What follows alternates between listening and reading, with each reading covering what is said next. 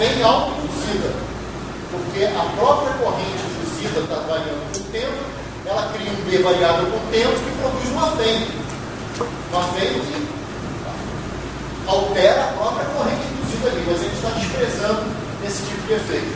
Então, nesse caso, a corrente induzida que aparece, a corrente induzida, é esse cara sobre a resistência do fio.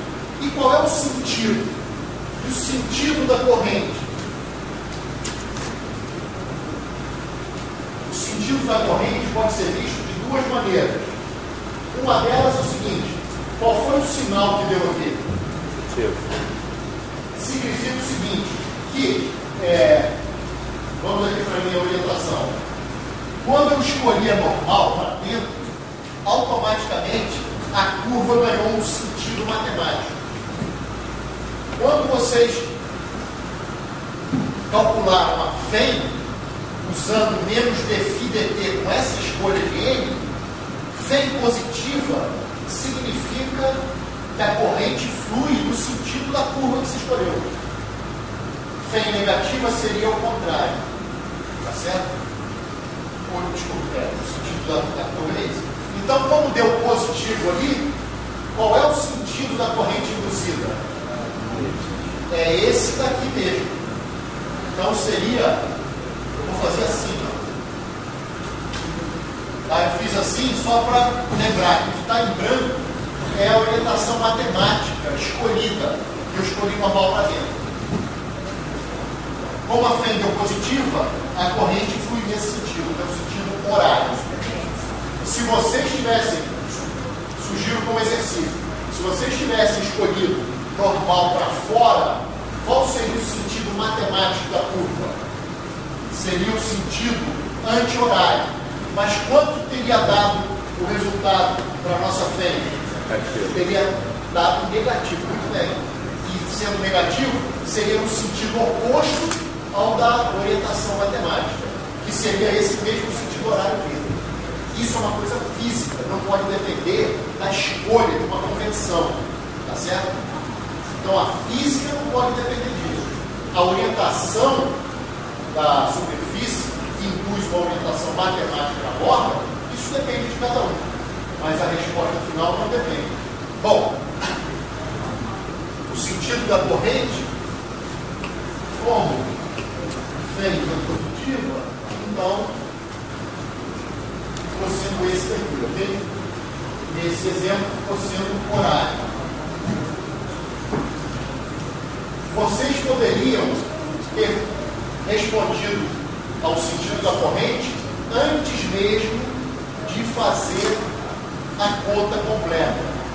Isso é chamado de lei de Lenz. Saber esse sentido da corrente está ligado com aquele menoszinho. Está ligado com aquilo que eu falei. Antes de fazer a conta, você pode sempre dizer o seguinte: escolha uma normal. Porque para falar de fluxo, tem que escolher uma normal.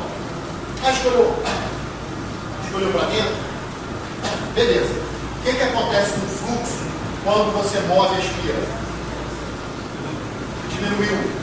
Então, a corrente induzida fluirá de tal modo que o fluxo do campo gerado por ela deu um fluxo positivo, porque a variação do outro foi negativa. É como se a corrente induzida quisesse manter o fluxo anterior.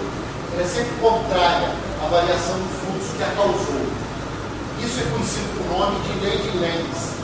E nos exercícios e problemas é comum, eu gosto de fazer isso também, no primeiro item da questão, pedir para o cara explicar qual é o sentido da corrente antes de fazer a conta.